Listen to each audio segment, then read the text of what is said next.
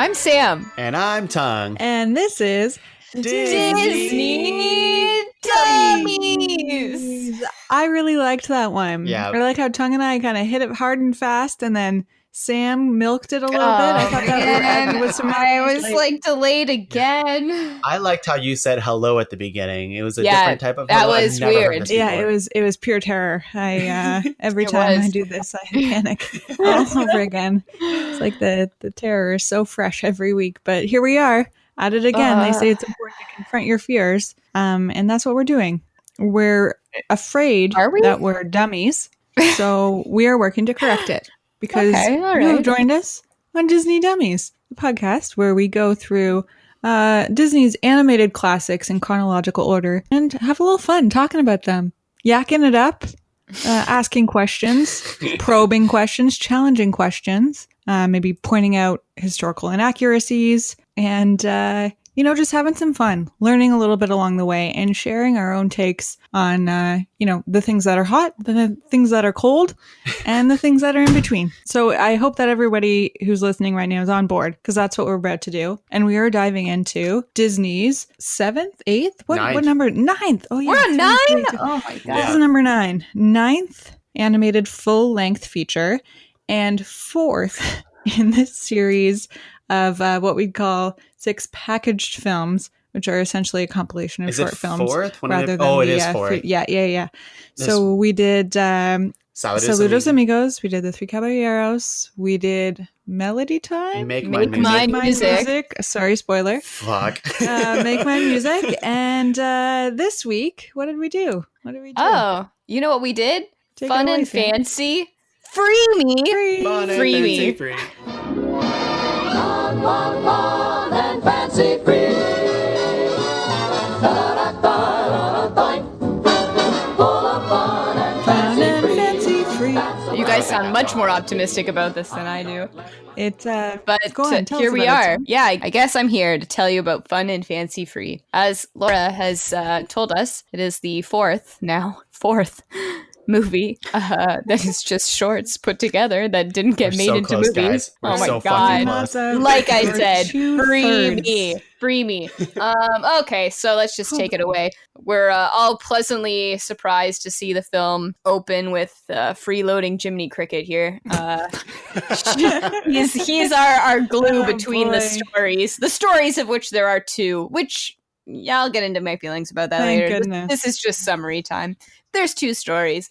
So he sings a little ditty about fun, fancy free, life's great, whatever. While you'll find troubles a bubble of air, get a happy-go-lucky feeling, keep it and I guarantee that you'll find you'll wind up living in the sun, full of fun and fancy free. Can it, Jiminy? And then I guess we go, I don't know, is this one a storybook? Does he open a storybook? I feel like that's something I they don't do. think there was a storybook here. No, I He don't- opens a book. Does but he? I don't know. think Then I don't know It how wasn't we the really classic. transition into the it's story. It was a record. Oh, yeah. It was A record. Dinosaur. Okay. Yeah. Sure. So we get the first short, which I don't know its actual title, but it's basically fucking Bambi meets Dumbo with a bear. And we get a Not bear. mixing words today.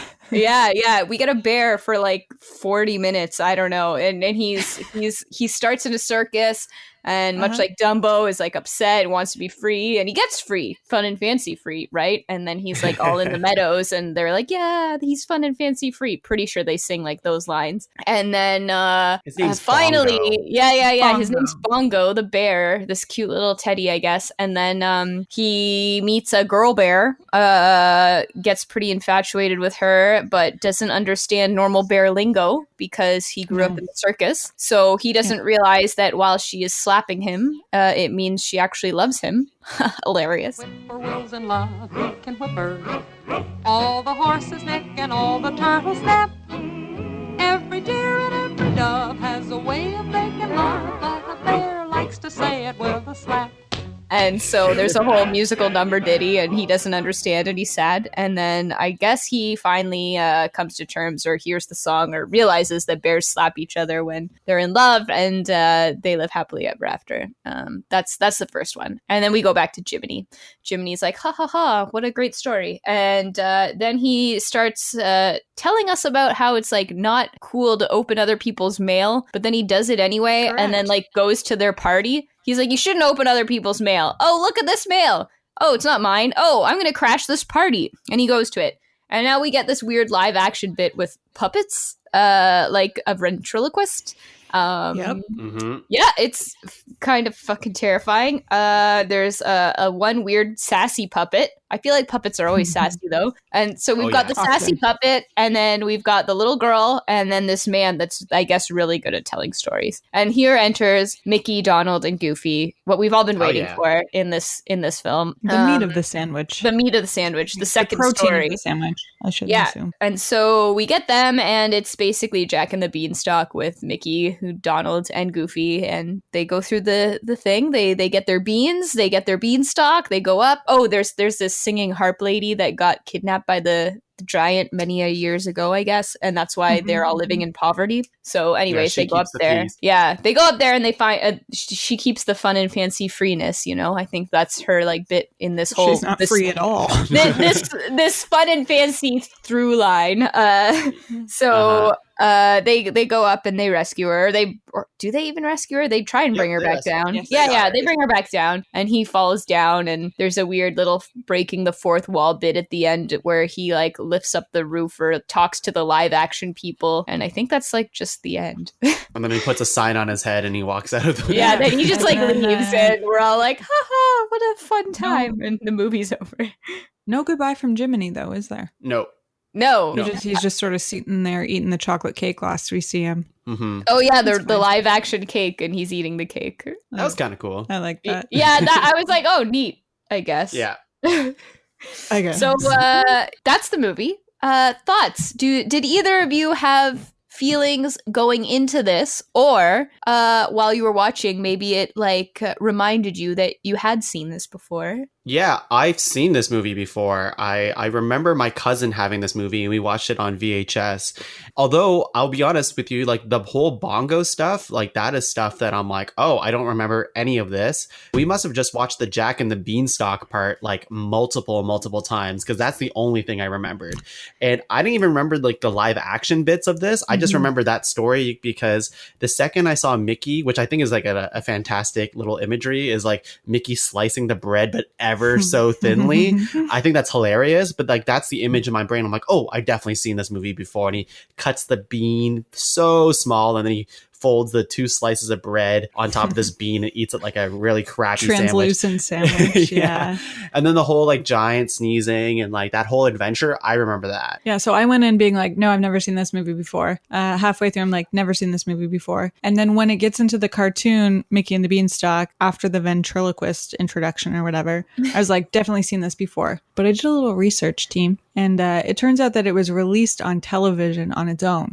So I assumed as much, because I was also going to say, like, I definitely have seen the Beanstalk thing like a million times, but none of the rest seemed familiar to me. Especially the giant. I was like, oh, for sure. And I started to wonder whether there was like a book version of it, the way I remembered like the visuals from Peter and the Wolf because of a book that I read of it as a kid. Mm-hmm. So I don't know if that was a thing as well, but I'm sure we probably all saw the TV version. So I feel like this is one of the first like big. I mean, we saw Mickey and Fantasia, but it's not, and we saw like Goofy and Donald appear in Saludos and this and that. But this was a bit of a longer like bit, so I feel like it felt more like a story or a short that we actually got to focus on the 3 of them together, and it's something that we hadn't quite seen yet. Yeah, we spent more time with them, so therefore more invested in whatever story they're trying to tell us. So they probably milked this, like you said, like aired it on its own and stuff. Did anyone like Fun and Fancy Free? When it opened and Jiminy came out, I was like, oh, Jiminy's giving me some real Fred Astaire vibes right now that I quite enjoyed. Probably the Top Hat and Tails, but I kind of like that. But it was also kind of weird. Like, this fucker Jiminy Cricket got another gig? What? Like, This is his first gig. Like this is a Since Disney Pinocchio, but still a this is the second first, gig. yeah, second gig. But I think the funny thing is like we expect to see Mickey in all kinds of contexts, right? Like there's no like one Mickey film that we all know him from. But Jiminy, we know him from Pinocchio, and that's it. So it was weird seeing him in this new environment. And the fish. What's her name? Oh yeah, Chloe? Cleo. Cleo makes a cameo. Yeah, but she's not all coy and like being like flirtatious. Far less seductive. Yeah, much less seductive. Yeah. Yeah, I think Fun and Fancy Free, like, I'm going to compare it to the other films in this, like, just long running series that we've been going through. And I think I'm not to get ahead of myself, but I think it's probably one of the better one of them, I think, anyways, because I get to see more of a story rather than just like random shit. Although I will say like a lot of the random like animation stuff from the past movies was always interesting to look at. These ones felt more like stories that I can follow this way. Yeah. And I think there's some merit to having shorter ones. Like in Fantasia, despite its problematic parts, I think they did that well because they were a lot more intentional with it. Like from what I understand, they were doing those short stories on purpose, set to that music on purpose. Whereas these are like, I meant like Salados, Three Caballero, like all those ones are like, I don't even know what's happening a lot of the times. But even like, I think Make Mine Music tried to be a popular music version of Fantasia, but far less successful. Yeah. With the exception of Casey at Bat. Am I right, Sam? I don't know, Sam, man. I just thought the Bongo short, which wasn't short, it felt forever, was so fucking boring. And like, I just felt like the other films, at least when they were boring or doing little bits to music, like the animation at least plussed it, or I was like, oh, this is weird, but at least it's kind of cool visually to look at. Where I just felt like this had nothing redeeming for me. I was like, I feel like this is your B team of animators. Like, I don't think the animation on this is much to look at. The story felt like it's been done or like pieced together by other things, and by the time it finally did get to like what they were going for, I was already just so bored, and I was like, fuck, like how is this still going? So I don't know, I think it really killed me because I do like Mickey and the Beanstalk. Like I said, I remembered it, I have fond memories. I thought it was kind of fun. I'm always really into like big versus small in animation and stuff, but like I just feel like sitting through Bongo and Jiminy Cricket's bullshit was like too much. And then the fucking puppets. On Bongo yet? Yeah, Bongo sucks. Okay, so when it started, I thought the worst thing that was going to happen in this story was that the bear was gonna decide that he missed the zoo or the circus and go back to like a life of servitude. And I thought that was going to be like the awful ending. I don't think this is quite worse, but still not good. Basically saying like, hey, we show our love by slapping each other. Not good lessons. That was going to be one of my hot takes. Not good lessons. Bad lessons from Bongo. Yeah, don't listen to them, kids. So for me, like Bongo, I didn't hate it, but I did get bored like you guys did, I'm sure. And I think with Bongo, there was merits of Bongo that I did enjoy. Like, I think there was some cool animated stuff going on here and there. Like, I think a lot of the gags with the unicycle, they got a lot of mileage out of, and how he used the unicycle to like just navigate the space, but also like fight with, and just like how he just used it for basically everything. And there was a couple like gags that I liked, like at the very beginning, you see Bongo just being like just an insane juggler, and how he can dive 300 feet into a wet sponge, I think is like just a stupid thing that I do enjoy.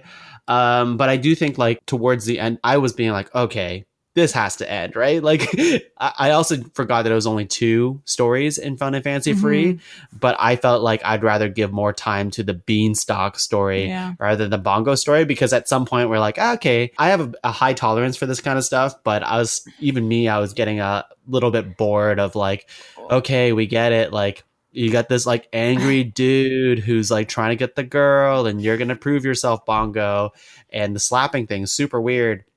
I think the pacing was just bad. Yeah, the pacing was really bad, I would say too. And like, there's so many moments. Like, it's very cute the first time they kiss, and there's like a little heart. I like when they touch their butts together. But it just, every single, like, after they kiss for their first time, they are constantly making out for bears. Like, just putting their noses together at all times. And I'm like, okay, I get it. You guys are in love. I don't know why you're in love. but you are, and we get it. Well, to me, the most disappointing thing was that they introduced it as a love story about 3 bears. And I was like, bear polygamy? 1947? I'm in. Yeah. Tell me more. Tell me that And then it turned out to be just a classic love triangle, but with slapping. Yeah, the slapping was... Yeah, I mean, I guess some love triangles do have slapping, but not this kind. The way the story unfolded, like Brad and I had to rewind because we thought we missed something. Like we were watching like fairly intently too, like not zoned out. We were watching and then we were like, wait, like why is she upset at him? Why did she slap him? Why is he like upset? And we were like very confused when we round and we were like, okay, No, we still don't know why just... she slapped him. Like, we're so confused. And then they go into their whole song about slapping, and I was like, oh, gotcha. But, like, it just felt really weird and out of the blue. And then, like, when he doesn't slap her back, like, all the big male bears, like, come around her and grab her, and she's, like, crying, and he just leaves. And I'm like, this feels gross. I don't like it. She's, like, clearly in distress. She's okay. No, she's not okay, and it's like really hard to watch. I was like, this sucks. This movie's bad. I agree. Continuing to point out good things about it, even though I don't like it, is that I do like, first of all, Bongo's bow tie. I'm a fan of that. And also, I think the song, Too Good to Be True, is kind of good. How does it go? Do you remember? Too good to be true. No, I just made that up. Okay. I can't remember. I don't remember I'll put it into the show. But I kind of liked it. Good to be true. I can't believe it's real. It had a little bit of a, you know that scene in The Notebook where they're dancing in the street and he's like, bum, bum, bum, bum. It was a little bit like that song. Okay. Sam, do you remember that part in The Notebook? As time goes by. I don't know.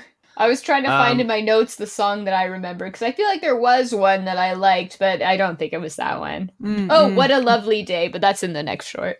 So what about Fun and Fancy Free? Did everyone feel like... I know all of us, I guess, have seen it. Did any moments stick out to you? Did you like it? The whole movie? Oh, sorry, the Beanstalk. Yeah. The Beanstalk. The Beanstalk one. That's okay. So when I think of Fun and Fancy Free, I only think about the Beanstalk, and Bongo is not even part of the movie anymore. I try to and cut the puppets. Him out. Yeah, and the puppets. Okay, how come? What are their names? Mortimer and Charlie are like full-bodied puppets with faces and arms and legs, and then poor little Ophelia is just a hand with a crudely drawn face on it. I think that's unfair. I wanted a full Ophelia puppet. Yeah, that was a creepy puppet. Yeah, he wasn't even that good. You could tell he was talking. Wasn't even that good. Okay. Well, anyways, I'm getting ahead of myself, but apparently he's one of the best. Yeah. Is he? But at the time. But you know who deemed that he's one of the best? Radio audiences. Yeah, exactly. What? How can you be the best ventriloquist on the radio? Getting ahead of ourselves. Sorry. Stuck out for the Beanstalk one. The Beanstalk. I agree with you. I have a very vivid memory of Mickey slicing that bean or loaf of bread or whatever really sadly and thin. I like that. I always remember just kind of like them climbing the beanstalk and getting there kind of thing. Can I just say that sequence is probably one of my favorite in the movie. It's insane. Sleeping, and they're just the beanstalks growing and none of them wake up, but like the way their head rests and their butts rest on random spots without them waking up is just so funny to me. So my theory is that all the best animators, and I also noticed in the credits right away that like all the like A-team animators they had on the others weren't on this movie. There was like one of their big shots on it, but like none of the others. But I feel like all the best team was on the Beanstalk stuff, and especially that scene, because I was like, this is insane. Like, this is really cool. Whereas Bongo felt like the B team for sure. And I was like, wow, okay. B for Bongo. Yeah, B for Bongo. But the Beanstalk stuff was super cool. It was also fun to watch such familiar characters. When they came up, I wrote down, I know them. That was kind of like a heartwarming moment. I also liked when they, like, overnight when the beanstalk grew and they were at the top of it and they woke up in the morning and they didn't ask, like, how did we get up here? They asked, how did that castle get up here? And that's also really funny to me. A little bit, one other thing that I feel like I need to reference is did anyone notice, like, you know when like you're really afraid and you sort of like crunch your butt? Crunch your butt? Sure. Like sure. you're Like clench it? Tense? Yeah, Clench? clench it. Okay. Did anyone notice like the giant ass pucker on Donald when his tail went back inside him? Yeah, I did. I know. That No. was the ultimate butt clench. Yeah, I think was that when he When was the on the giant came plate? out? When he was on the plate and Yeah. he was pretending he was Oh, food yes, and yes, then yes. he He clenched thought his he was butt. going to get stabbed by the fork. I think that might have been it. Nice. That was a good bit too. Yeah, he was disguised as an onion, I think. I think one of my favorite parts of that was, so they all are starving. They're all starving for food. Mm-hmm. Donald goes for the cheese. Mickey goes for something else. And the first thing Goofy goes for is peas. I don't know. That just stuck out to me. I'm like, yo, there's so much food here. And you go for peas first? Peas are delicious. That's ridiculous. We don't know his life. I guess not. We That's don't know how ridiculous. he I guess grew they're up. giant peas, so they might have more flavor. I don't know. The narrator said something that I thought was quite quotable for, you know, like these stories are all about underdogs and overcoming adversity and that sort of thing. And at one point the narrator said, "But are their spirits broken? Have they lost hope?" Yes. Did It they was say like low-key really funny. Yeah. Oh, there was some good jabs here and there. Yeah. I think the puppets also had a couple good jabs here and there too, even though they weren't my favorite parts. Yeah. They just had some actually funny dialogue, I think. Okay, a couple of things about the ventriloquist we need to talk about. First of all, no one is that good at shadow puppets. Those were not his hand shadows, right? Are we all on the same page there? I mean, he could have been. No way. All right. There was He's like so good. And the other thing is, I figured that he was this girl's dad, but then she started calling him Mr. Bergen, and I realized that he had invited her over for a party. And like, what kind of middle-aged man living in the suburbs invites the little girl across the street over for a party, and it's With just his puppets. them and a couple of puppets? I don't think that's okay. I don't think that's I don't okay, know. Mr. Bergen. I also thought it was her dad and thought it was weird. That, you know what? Now that you mention it, that did stick out to me. I was like, oh, who is this guy? Not her dad, I'll tell you that much. Yeah, I guess not. I don't know. So yeah, awful framing device. Yeah, not great. Pretty good short. Also, Mickey let's just say, like, Mickey tried to murder someone, which is the giant. Like, he's like, hey, turn into a fly. Just do it. No, he was going to murder him. He was just going to grievously injure him. With the fly swatter. Yeah, but when I you hit a mean- fly with a fly swatter, how often does it die? It's usually they don't die, or you should probably put them out of their misery. Not when I swat him. Ugh.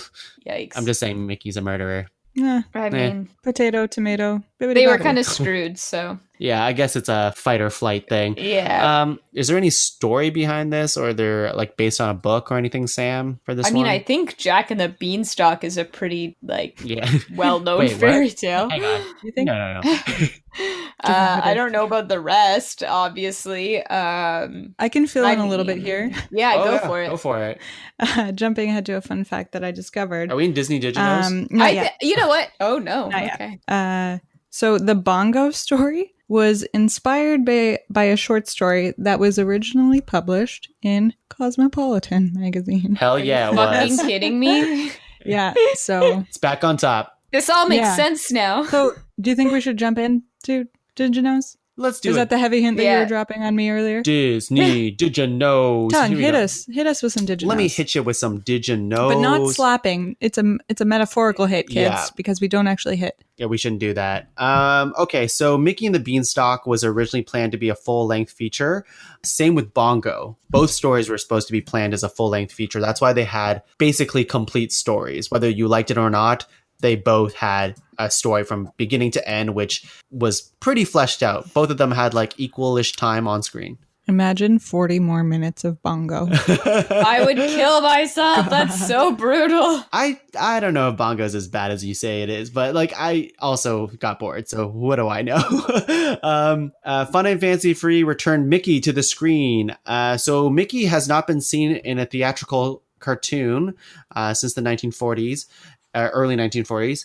And I think it was 5 years before he was seen again, and up until like now. Fantasia was the last one, right? Yeah, exactly. So that was on theatrically. And then 1 week before this movie, so actually 1 week after this movie came out, Mickey returned to like a short, basically an animated short. And that was like the first time he was in an animated short in 5 years. So he wasn't around for a little while. Mm-hmm. Everyone needs a vacation. Including Mickey. And now he's working like a dog. So I don't know how to say it. Dinah Shore. Dinah Shore. She was huge. She was a big star. She was a huge star in the 1940s. Very popular for music. Walt was like, yeah, we got to get this person because they're going to sell, essentially.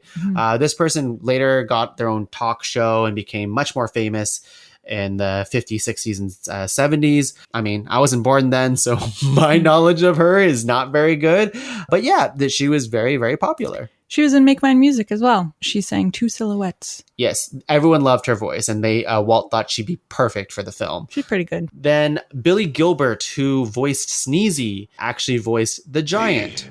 5, 4, fung, fee, 5, 4, fung. And Walt was like, yo, we gotta have a sneezing part for the Giant. So you see that later in the short where Mickey just makes him sneeze because he reaches in and there's like, what is it? There's like powder in his pocket. What is it called? Snuff. And then the Giant sneezes, and Walt thought that was hilarious. So there you go.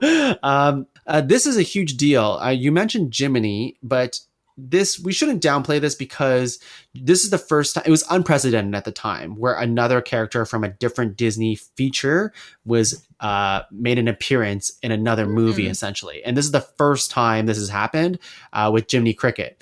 And with Jiminy Cricket, it was such a big hit that obviously later we know him not only just from Pinocchio, but he comes back in many other forms, being like a narrator, an educator, just coming up and just random stuff. No Pinocchio to be seen. So pretty big deal.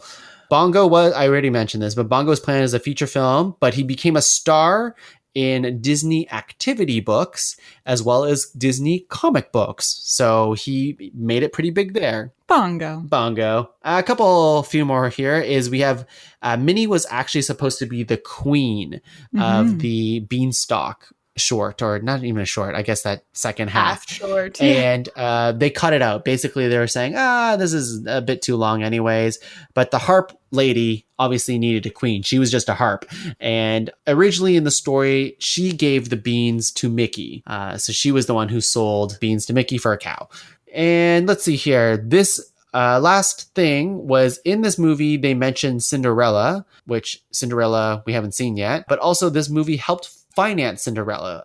There's a quote here that said, "Boys, if Cinderella doesn't make it, we're through," Walt told his employees. So basically, they had enough money from this movie that they were able to make Cinderella. But if Cinderella flopped, there might have been no more Disney. So, whoa. This is the last time Walt voiced Mickey on the screen, and then he later gave it to his, I think it was a sound effects guy. I forget his name. Do you remember? I forget. His sound effects guy starts with a J, and who later got the role for 30 more years after that. Whoa. And "I'm a Happy-Go-Lucky Fellow," sung by Jiminy at the beginning of the film, was originally supposed to be a song in Pinocchio. Oh, interesting. All the Disney did you knows. That's all I got. I have one other one. I missed one. Well, only that Willie the Giant goes on to play the ghost of Christmas Present in Mickey's Christmas Carol. Yeah, that's kind of fun. That is cool. That is fun. And also, I would like to reiterate once again, Edgar Bergen, ventriloquist, was famous for his ventriloquist radio show. I just can't wrap my head around that one. It's like, why did you even have to bring the doll into the office? You didn't need it. You know what? I think it shows. Yeah. Sam, do you have any fun facts you want to wrap up with, Sam? Not wrap up, but like wrap up this section with, or do you want to dive into animation angle? You know what? I don't really have any fun facts, and for my animation angle, I feel like I already told you my thoughts was that the B team was on Bongo, and the A team was definitely on Mickey, which is no surprise. Obviously, I feel like Mickey's the star child that's where you want to put the love into. So I really don't have much to add on. Was there anything film. particularly impressive with the animation besides just being crisper in the Beanstalk one? Was there anything? I mean, that it was was very crisp, which was super impressive. And now that you bring that up, yes. But I think just the nature of, like you said, I think the beanstalk growing sequence, it's so slow and big, and just the amount of craftsmanship you need to have like the 3D angles and stuff to like pull that off is really impressive. So it was just really done well and believable, the scale of it. Also, translucent sandwich. Yeah, that seems hard. I don't know. Yeah. For me, that just seems impossible. Yeah. But Sam, could you explain what B team means? Just B We've for all been bongo. there. Bongo team. Okay, so I think it's time for everyone's favorite segment. Everyone being me. I don't know. Hot takes. Hot takes. Hot takes. Hot takes. Sponsored by Cholula. Is it? Frank's never answered, so I figured I'd throw another one out there. Who's okay? Interesting. Yeah. Anybody want to open with a hot take? You do it. Okay, if you insist. Donald Duck. Maybe not actually a duck. Wait, hang on. Why? He can't fly. He can't fly. Donald Duck can't fly. Yes. Ducks fly. Penguins don't fly. Maybe he's just Donald a bad. Duck can't fly. Maybe he has bad wings and you don't know it. Donald Duck, white penguin. Wow, That's for you to decide, listeners. that is a hot take. Wow, that is a hot take. Anyone else? I have back on the Jiminy Cricket train. I think he it feels like he really sold out to be in this movie. Fair. I'm going to go on top of that and say Jiminy, we mentioned this in Pinocchio, but this just underlines that he is bad at his job because he should be looking after Pinocchio right now. Spends a whole hour and 20 minutes just hanging out with a giant and whatever. And where's Pinocchio? Tongue. And breaking and entering and going to other people's mails and parties. But have you forgotten at the end of Pinocchio when Pinocchio turns into a real boy so he has his own conscience in his mind? Oh, so Jiminy's just like what? Yeah, after that they're just friends. Wow. They don't have to vacation together. They can live their own lives after that. Yes. I'm sure they still hang all the time. Like Pinocchio has probably seen Fun and Fancy Free several times. Interesting. But only He's like, several. good for you, Jiminy. Yeah. Yeah, that's it. Hey, on Jiminy Cricket listeners, should yeah. we tell them here that there's been a casting? There's been a casting call. Oh, yeah. Here's a hot take. Well, What's the by the hot time take? we announce this podcast, it's super old Yeah, news. but people might not know. There's a lot of news these days. People All right, might fair. not know. Go on, Sam. Drop it. Well, we've got our casting what if, and it's not Tom Hanks. It is Ewan McGregor, who we have decided is Obi-Wan. also another Disney like love child. I guess they like to use him. So Yeah.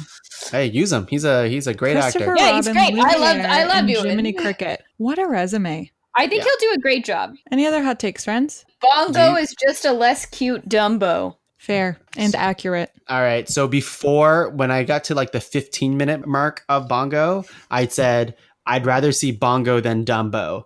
And I retract that statement immediately.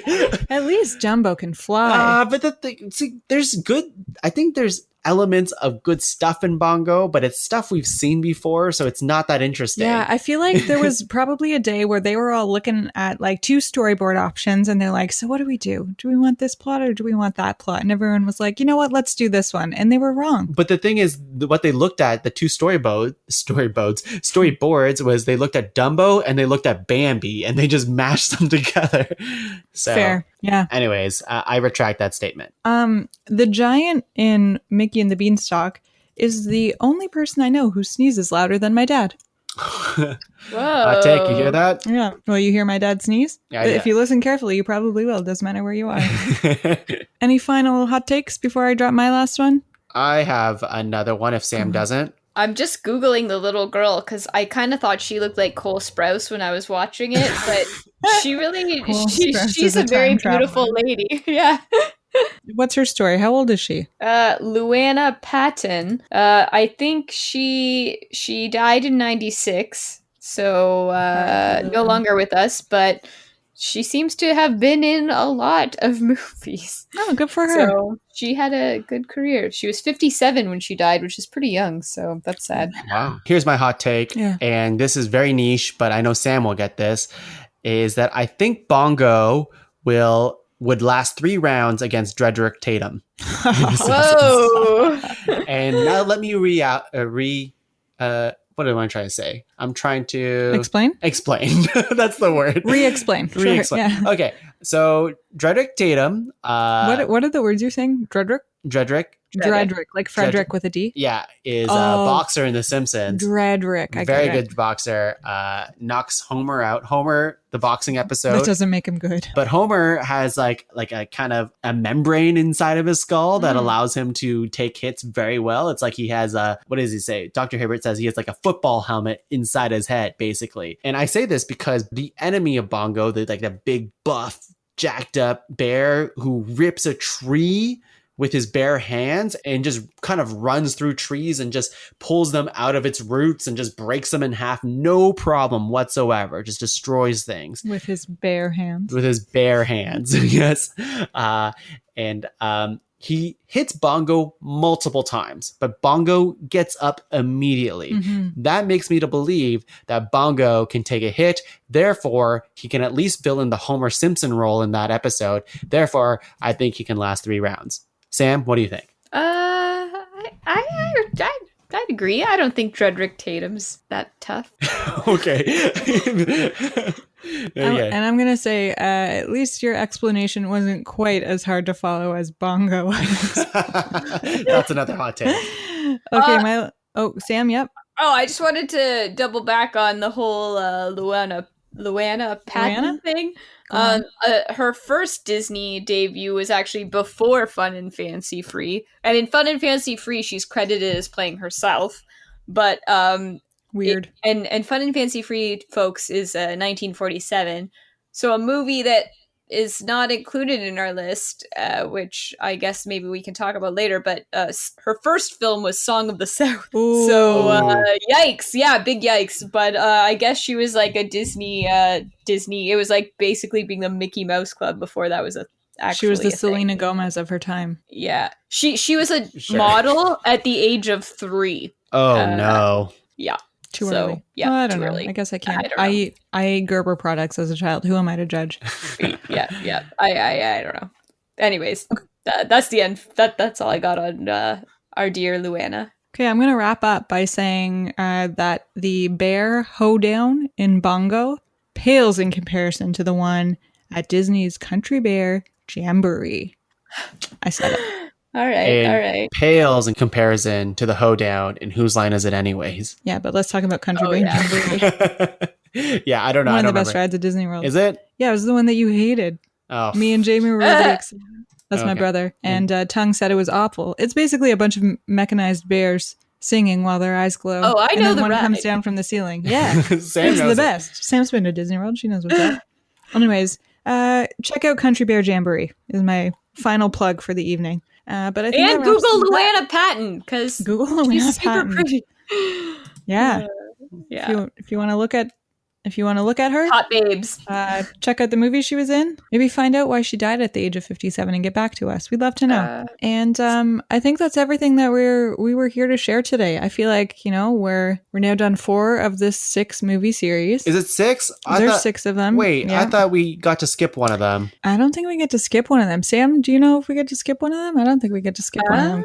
Can someone consult the official list? I have a list. So the next one is Melody Time. Yeah. I thought we got to skip there's that one. more of this. And So Dear to My Heart. I'm pretty Not sure. So Dear to My Heart, but Melody Time's on the list. And then Melody Time is on the list, yes. Yeah. Is Melody Time on the list? Spoiler, next week we're watching Melody Time. No, I thought Maybe we it'll only be had good. We've been saying 6 all along, and this was 4. You can do that. I honestly thought there was only one It's okay. more. We're gonna get there. Melody Time. I mean, there's gonna be music. There's gonna be time. What could possibly go wrong? Guess what though? Once we get past this last other hump, we're scot free. Oh my we get God. to just.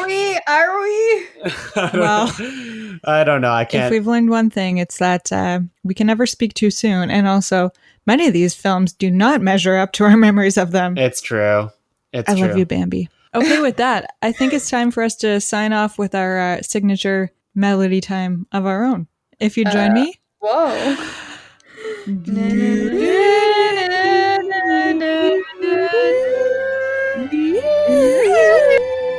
I heard you at home on that one. Thanks, Bye, friends. everyone.